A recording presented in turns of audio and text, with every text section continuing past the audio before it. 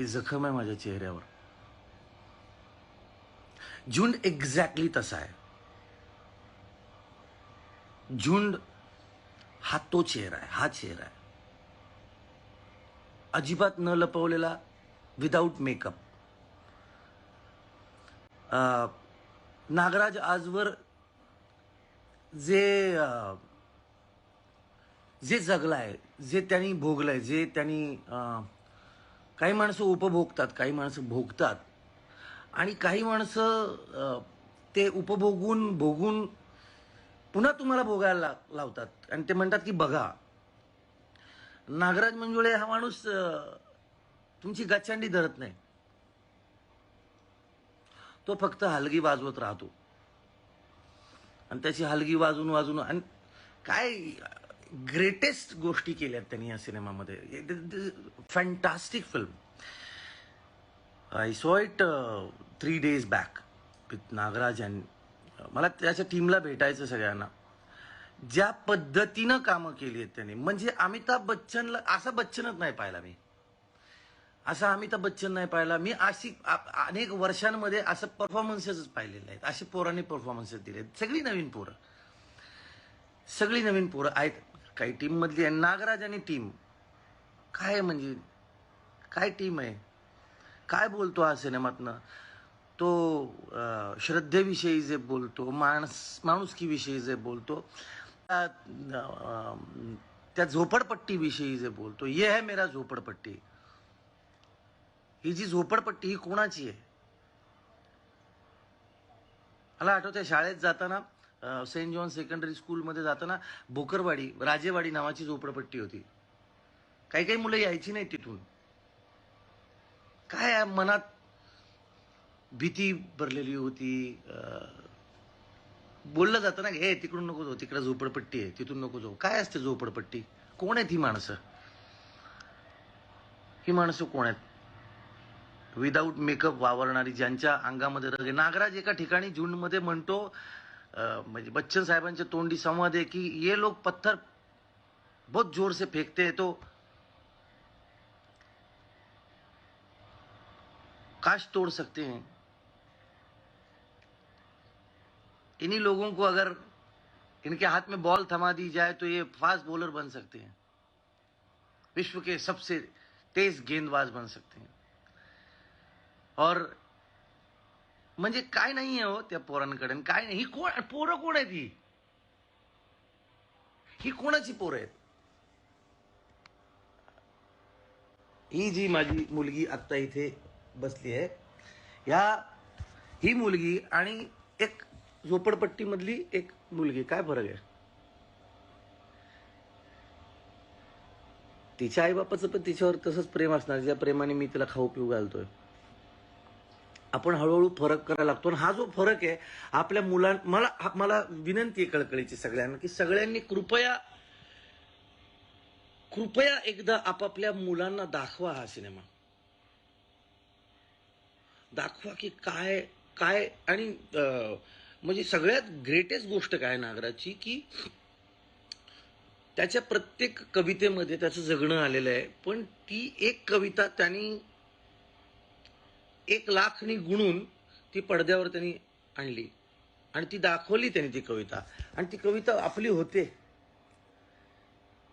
त्यानं फॅन्ड्री केला होता ना, तेव्हा मी अनेक लोकांना खूप मागे लागून लागून बघा बघा फॅन्ड्री बघा. तर मला असं सांगितलं होतं की हे डुकराच्या मागे जाणाऱ्या माणसाची काय कथा असते. आणि त्याचं जगणं आहे ना तसं. मग म्हणजे आता तुम्ही तो जगलाय, तो जगत असताना ते जगणं तुम्ही त्याला दिलं समाजाने. आणि मग आता त्या जगण्याविषयी तो भाष्य करतोय, तो ती तुम्हाला नाही चालतोय. आणि बरं शिवाय आणखी एक गोष्ट करायला लागला ना तो त्याचा परत बिझनेसही करायला लागला ना. मी व्यवसाय, कारण निर्मात्याचे पैसे असतात ना. जो निर्माता असतो ते सेट लावायला, आणि ते अमिताभ बच्चन काय फुकट काम करत असेल का. हा ते सैराट एवढे पैसे मिळवून दिले इंडस्ट्रीला. मग सैराट नंतर मग काय नागराज आहे. पण नाही, तो हे सगळे ठोकताळे सगळं बाजूला ठेवतो आणि तो सिनेमा बनवतो. आणि तो सिनेमा बनवताना झुंड पाहिल्यानंतर तुमच्या लक्षात येईल अमिताभ बच्चनगिरी काय करूच दिली नाही त्या माणसानं.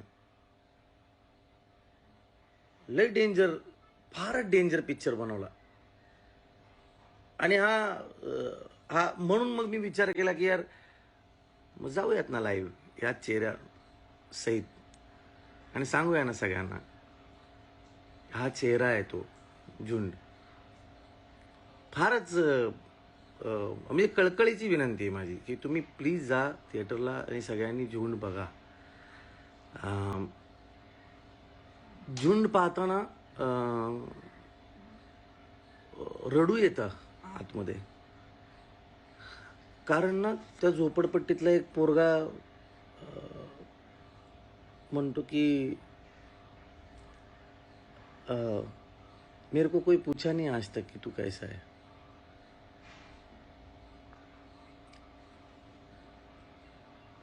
फारच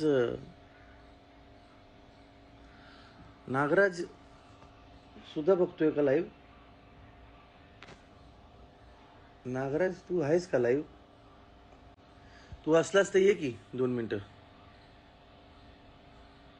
डोळ्याच्या खाली काय झालं? अरे सुरुवातीपासून नाही आले तुम्ही, सांगितलं ना मी. लागलं, मारामारी नाही झाली. नागराज आहेस का रे तू? स्पॉइलर काही नाही देत रे. आयला थिएटर सिनेमावाल्याला सांगतोय स्पॉइलर नको.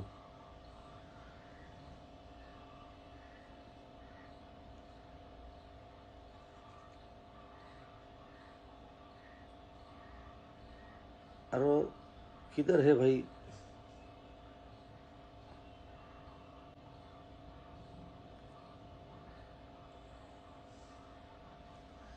नाही समाजाचा एककल्लीपणा नाही. मी म्हणतो हा समाजच आहे ना,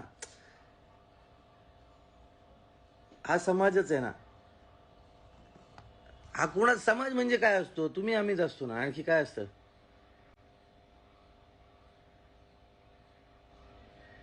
कस काय लागलं? पडलो रे मी, ह्याच्यावरनं पडलो, मातीवरून.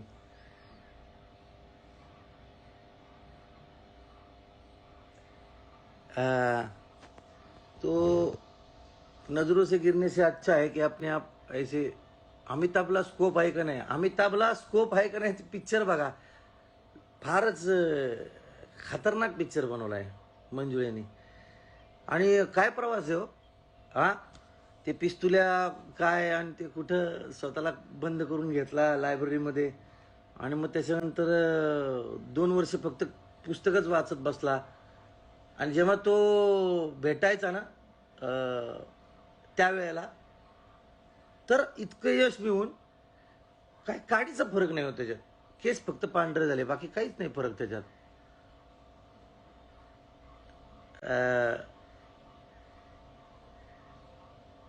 गरीब आणि श्रीमंत यात ते गरिबी श्रीमंती ते सोडून द्या, त्याचं काही नाही. सिनेमा बघा. तो जो माणूस आहे त्याला विचारा तुला कसं वाटतंय. रिक्षावाला, टॅक्सीवाला, जी कोणी माणसं आहेत ना त्यांना विचारलं पाहिजे की तुम्ही कसे आहेत. प्रत्येकाशी बोललं पाहिजे. हे हा कोण आहे मला बोलणारा? नाही ते तो जो परकेपणाची भावना आहे ना, म्हणजे तो जो कॉम्प्लेक्स आहे ना, तो या मुलांमध्ये आणि यांना जो कॉम्प्लेक्स जो दिला जातो. सगळे नागराज मंजुळे नाही बनू शकत, शक्यही नाही. पण नागराज सारखा एखादा माणूस जो आहे तो या सगळ्यांना एकत्र घेऊन चालतो, तर तो एक गुण आपलं तर म्हणा, आपलं तर म्हटलं पाहिजे. नागराज होता पण मला दिसत नाही. मला 1 मिनिट.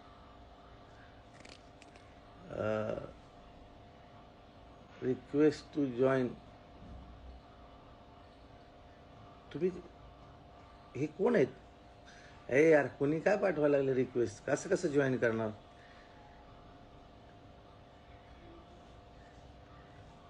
गोदावरी कधी येणार? गोदावरी येणार आहे. लवकरच येईल. गोदावरीविषयी खूप चांगली बातमी मी तुम्हाला सांगेन.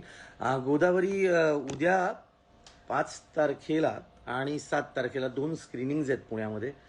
पुणे इंटरनॅशनल फिल्म फेस्टिवलला सिलेक्ट झालं आहे. तर आत्ता गोदावरीचा विषयच नाही भाई, आत्ता याचा विषय.